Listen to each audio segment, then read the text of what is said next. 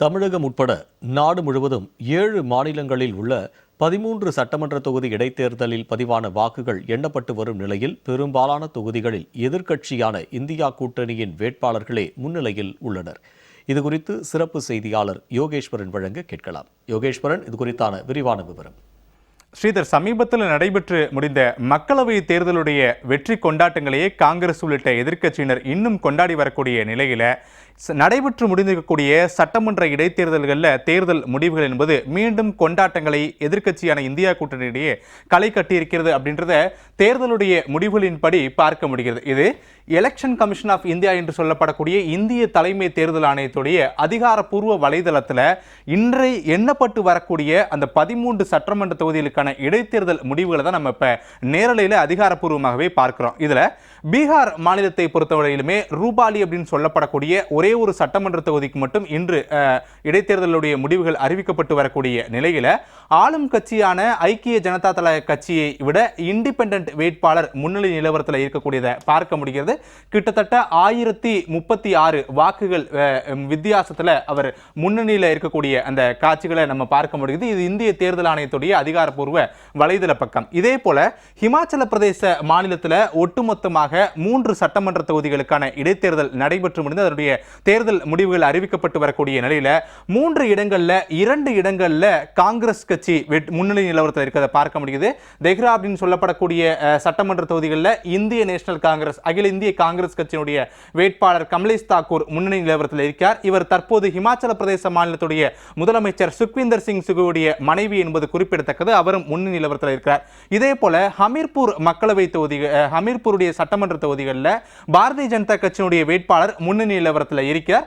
அதே போல நகரா அப்படின்னு சொல்லப்படக்கூடிய சட்டமன்ற தொகுதிகளில் இடைத்தேர்தலுடைய முடிவுகளில் இந்திய தேசிய காங்கிரஸ் கட்சியினுடைய வேட்பாளர் முன்னணி நிலவரத்தில் இருக்கிறார். பீகார் மாநிலத்தில் ஒரே ஒரு சட்டமன்ற தொகுதிக்கு தான் இடைத்தேர்தல் நடைபெற்றது. அதுல இண்டிபெண்டன்ட் கேண்டிடேட், அதாவது சுயேட்சை வேட்பாளர் முன்னணி நிலவரத்தில் இருக்கிறார். ஹிமாச்சல பிரதேச மாநிலத்தில் 3 சட்டமன்ற தொகுதிகளுக்கு இடைத்தேர்தல். அதுல 2 இடங்களில் இந்தியா கூட்டணி, காங்கிரஸ் கூட்டணி முன்னணி நிலவரத்தில் இருக்கிறார்கள்.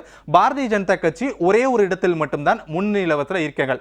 ஹிமாச்சல பிரதேசத்தில் ஆளும் கட்சி இப்ப காங்கிரஸ் தான். அதனால 2 இடங்கள்ல அவங்க முன்னணி நிலவரத்தில் இருப்பது மிகப்பெரிய விஷயம் இல்ல. பாஜக ஒரு இடங்கள்ல முன்னணி நிலவரத்தில் வந்துட்டாங்க அப்படின்னு சொன்னால் கூட பாரதிய ஜனதா கட்சி ஆளக்கூடிய மாநிலங்களில் கூட பாஜக கடுமையான ஒரு பின்னடைவை சந்திச்சிருக்காங்க. இதை அடுத்தடுத்து நம்ம பார்க்க இருக்கிறோம். மத்திய பிரதேச மாநிலத்தில் தற்போது அமர்வாரா அப்படின்ற ஒரு சட்டமன்ற தொகுதிகளில் தான் இடைத்தேர்தல் முடிவுகள் என்பது அறிவிக்கப்பட்டு வரக்கூடிய நிலையில மத்திய பிரதேச மாநிலத்தில் நம்ம எல்லாருக்குமே தெரியும், இப்போது பாரதிய ஜனதா கட்சியினுடைய கூட்டணி ஆட்சி என்பது நடைபெற்று வருகிறது. அங்க அகில இந்திய காங்கிரஸ் கட்சியினுடைய வேட்பாளர் முன்னணி நிலவரத்தில் இருக்கிறார் என்பது இந்திய தேர்தல் ஆணையத்துடைய அதிகாரப்பூர்வ தகவல். அதுவும் 5122 வாக்குகள் வித்தியாசத்தில் அவர் முன்னணி நிலவரத்தில் இருக்கார் அப்படின்ற தகவல்களை இந்திய தேர்தல் ஆணையம் அதிகாரப்பூர்வமாகவே தெரிவிச்சிருக்காங்க. மத்திய பிரதேச மாநிலத்தில் ஒரே ஒரு இடத்திற்கு தான் இப்ப சட்டமன்ற தேர்தல் இடைத்தேர்தல் நடைபெற்று முடிந்தது. அதனுடைய முடிவுகள் படி காங்கிரஸ் கட்சி முன்னணி நிலவரத்தில் இருக்கிறாங்க. அதே போல ஆம் ஆத்மி கட்சியை பொறுத்தவரையிலுமே பஞ்சாப் மாநிலத்தில் வெற்றி பெற்று விட்டார்கள், வின்னிங் என்று இந்திய தேர்தல் ஆணையத்தால் அறிவிக்கப்பட்டு விட்டது. ஜலந்தர் மேற்கு தொகுதி பஞ்சாப் மாநிலத்துடைய முன்னாள் முதலமைச்சருடைய சொந்த தொகுதி என்ற ஒரு காரணத்தால் அந்த தொகுதியின் மீதான எதிர்பார்ப்பு ரொம்பவே அதிகமாக இருந்துச்சு ஸ்ரீதர். இந்த நிலையில தான் ஜலந்தர் மேற்கு தொகுதியில ஆம் ஆத்மி கட்சி வெற்றி பெற்று இருக்கிறது.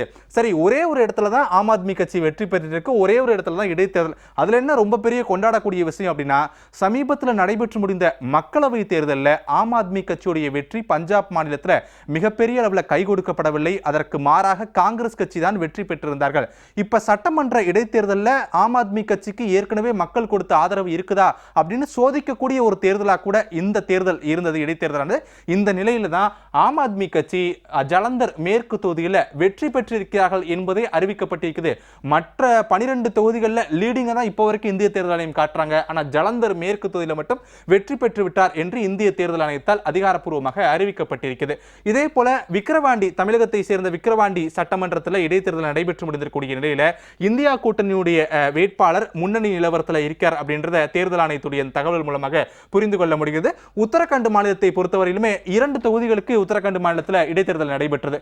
ஒன்று பத்ரிநாத், இன்னொன்று மங்களூர். இதுல கவனிக்கக்கூடிய விஷயம் அப்படின்னா, 2 தொகுதி இன்னைக்கு இடைத்தேர்தலுடைய முடிவுகள் அறிவிக்கப்பட்டு வராங்க இல்லையா, அதுல உத்தரகாண்ட் மாநிலத்தில் சட்டமன்றங்கள் உருவாக்கப்பட்டதிலிருந்து இந்த மங்களூர் அப்படின்னு சொல்லப்படக்கூடிய சட்டமன்ற தொகுதிகளில் இதுவரைக்கும் பாஜக வெற்றி பெற்றதா தேர்தலுடைய சரித்திர முடிவுகளே இல்லை. அதே நிலை இப்ப தொடரப்போதா அப்படின்னு கேட்டா ஆமா, இப்பயும் அப்படிதான் தொடரப்போகுது.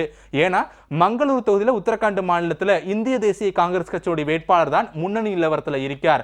உத்தரகாண்ட் மாநிலத்தை பொறுத்தவரையிலுமே பாரதிய ஜனதா கட்சியினுடைய கோட்டையாக இருக்கிறது. பாஜக தான் தொடர்ந்து இரண்டாவது முறையாக வெற்றி பெற்று ஆட்சி அமைத்திருக்கிறார்கள். உத்தரகாண்ட் மாநிலத்துடைய முதலமைச்சர் புஷ்கர் சிங் தாமி. இந்த நிலையில உத்தரகாண்ட் மாநிலத்தில் நடைபெற்ற 2 சட்டமன்ற தொகுதிகளுக்கான இடைத்தேர்தலையுமே காங்கிரஸ் கட்சி வெற்றி பெற்றது. இது உத்தரகாண்ட் மாநிலத்தில் ஒரு மாற்று அரசியலை மக்கள் எதிர்நோக்குகிறார்களா என்ற ஒரு கேள்வியை எழுப்பியிருக்கக்கூடிய அதே நேரத்தில் உத்தரகாண்ட் மாநிலத்தில் அந்த 2 லீடிங் என்பது காங்கிரஸ் கட்சியுடைய வேட்பாளர்களுக்கு சாதகமாக இருக்கிறது அப்படின்றத புரிந்து கொள்ள முடியுது. ஒட்டுமொத்தமா 7 மாநிலங்களில் 13 சட்டமன்ற தொகுதிகளுக்கு இடைத்தேர்தல் அப்படின்றது நடைபெற்று முடிந்தது நேற்றைய முன்தினம். இன்று இந்த தேர்தலுடைய முடிவுகள் அறிவிச்சிட்டு வராங்க. இதுல அதிகமான சட்டமன்ற தொகுதிகள் எந்த மாநிலம் அப்படின்னு பார்த்தோம்னா மேற்கு வங்க மாநிலம். மேற்கு வங்க மாநிலத்தில் 4 சட்டமன்ற தொகுதிகளுக்கு இடைத்தேர்தல் நடைபெற்று முடிந்தது. இந்த 4 தொகுதிகளிலுமே ஆல் இந்திய திரிணாமுல் காங்கிரஸ், அகில இந்திய திரிணாமுல் காங்கிரஸ் கட்சியுடைய வேட்பாளர்களே முன்னணி நிலவரத்தில் இருக்கிறார்கள் என்பது தற்போதைய தகவல்களாக புரிந்து கொள்ள முடிகிறது.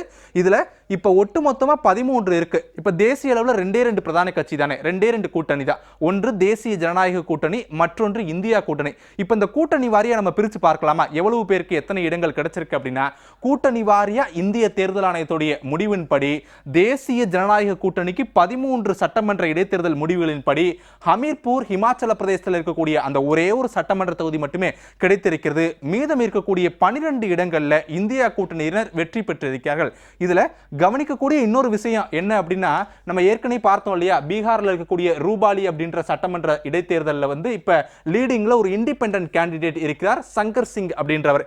இந்த சங்கர் சிங் ஏற்கனவே சிராக் பஸ்வான் கட்சியில் அவர் சட்டமன்ற உறுப்பினராக இருந்திருக்கார். அதன் காரணமாக அவர் இப்போது இண்டிபெண்டன்டாக அவர் போட்டியிட்டு சுயேட்சையாக போட்டியிட்டு அவர் வெற்றி பெறக்கூடிய தருவாயில் இருக்கார் அப்படின்னு சொல்லி தகவல்களை புரிந்து கொள்ள முடியுது. ஒருவேளை இவருடைய ஆதரவு வெற்றிக்கு பிறகு ஆளும் கட்சிக்கு வழங்கக்கூடிய பட்சத்தில் தேர்தலுடைய முடிவுகள், அதாவது இப்ப இந்த லீடிங் எல்லாம் இருக்கு இல்லையா, ஒரு இடம் மட்டும் வின்னிங்னு இருக்கு, இந்த ஒட்டுமொத்த இடங்கள்லையும் வின்னிங் அப்படின்னு சொல்லி இந்த 13 சட்டமன்ற தொகுதிகளுக்குமே இடைத்தேர்தல் முடிவுகளை அதிகாரப்பூர்வமாக இந்திய தேர்தல் ஆணையம் அறிவிச்சதற்கு பிறகாக இதே நிலை நீடிக்கக்கூடிய பட்சத்தில் ரூபாலியுடைய சட்டமன்ற இடைத்தேர்தலில் வெற்றி பெற்றக்கூடிய அந்த சங்கர் சிங் ஆளும் கட்சிக்கு ஆதரவை வழங்கினார். தேர்தல் ஒட்டுமொத்த முடிவுகளின்படி தேசிய ஜனநாயக கூட்டணிக்கு 2 இடங்கள் கிடைக்கும். அதே போல இந்தியா கூட்டணிக்கு 11 இடங்கள் கிடைக்கும். ஏற்கனவே மக்களவை தேர்தலுடைய முடிவுகளை காங்கிரஸ் உள்ளிட்ட எதிர்க்கட்சியினர் கொண்டாடி வரக்கூடிய நிலையில மக்களவை வேறு, சட்டமன்றம் வேறு. சட்டமன்றத்தில் ஒரு குறிப்பிட்ட மக்கள் குறிப்பிட்ட சட்டமன்ற தொகுதிகளுக்கு உட்பட்ட தங்களுடைய பிரதிநிதி யார் என்பதை தேர்ந்தெடுக்கக்கூடிய தேர்தல். அது இடைத்தேர்தலாக இருந்தாலும் சரி, சட்டமன்ற பொது தேர்தலாக இருந்தாலும் சரி, மக்களவை தேர்தலுக்கு பிறகு நடைபெற்றிருக்கக்கூடிய சட்டமன்ற தேர்தல் தொடர்பான ஒரு முதல் இடைத்தேர்தல் என்ற ஒரு காரணத்தால் இதில் மக்கள் யாருக்கு வாக்களித்திருக்கிறார்கள், யாருடைய ஆதரவு அதிகரித்திருக்கிறது என்பதெல்லாம் ஒரு பெரும் எதிர்பார்ப்பு இருந்த நிலையிலே இந்தியா கூட்டணியினருக்கே நாட்டில் இருக்கக்கூடிய 7 மாநிலங்களில் நடைபெற்று முடிந்திருக்கக்கூடிய இடைத்தேர்தல் முடிவுகள் சாதகமாக இருக்கிறது அப்படின்றத இந்திய தேர்தல் ஆணையத்துடைய அதிகாரப்பூர்வ வலைதள முடிவுகள் மூலமாக தெளிவாக தெரிந்து கொள்ள முடிகிறது. ஸ்ரீதர், விரிவான விவரங்களுக்கு நன்றி யோகேஸ்வரன்.